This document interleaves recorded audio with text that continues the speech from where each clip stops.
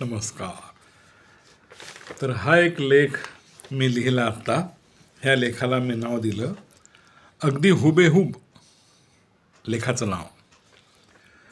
आता या सायन्सने जी प्रगती केली, विज्ञानाने, त्याचे तर आम्हाला फारच नवल वाटते.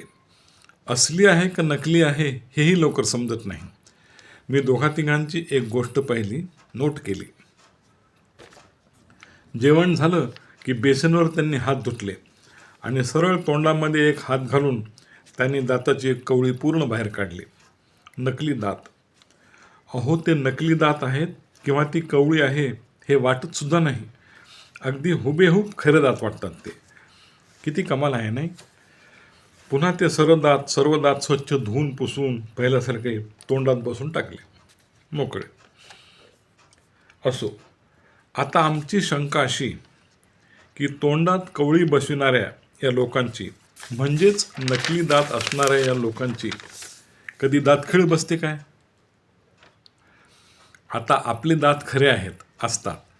आपली दातखिळ बसते. तसं या कवळी बसविणाऱ्या लोकांची खरी दातखिळी बसत असेल का? त्यानंतर हे असे लोक कधी दातोट खातात का? किंवा ते कुणावर दात धरतात का? बरं, यांचे खायचे दात वेगळे आणि दाखवायचे दात वेगळे असं कोणी यांच्याबद्दल म्हणतं का? सगळा नकलीच मामला आहे. त्यानंतर दुसरा एक प्रकार आपण पाहिला. एकदा मी एका लॉजवर मुक्काम केला. समोरच्या बेडवर एक जण बसलेला होता. आमची ओळख वगैरे झाली, परिचय झाला एकमेकांचा. नंतर तो मला म्हणाला, थांबा सर, मी तुम्हाला एक गंमत दाखवतो. असं म्हणून त्याने त्याचा एक पाय समोर घेऊन दोन्ही हातांनी तो पाय धरला. त्याने दोन्ही हातांनी त्याचा तो पाय धरला आणि गुडघ्याजवळ मधून बांधलेला एक बेल्ट त्याने सोडला. बेल्ट. त्यानंतर त्याने वरचे भक्कम कव्हर म्हणजे रबरी लूप हळूहळू सोडले आणि गुडघ्याच्या खालचा अर्धा पाय पूर्ण बाहेर काढून तो मला दाखवला. गुडघ्याच्या खालचा अर्धा पाय तो नकली पाय होता.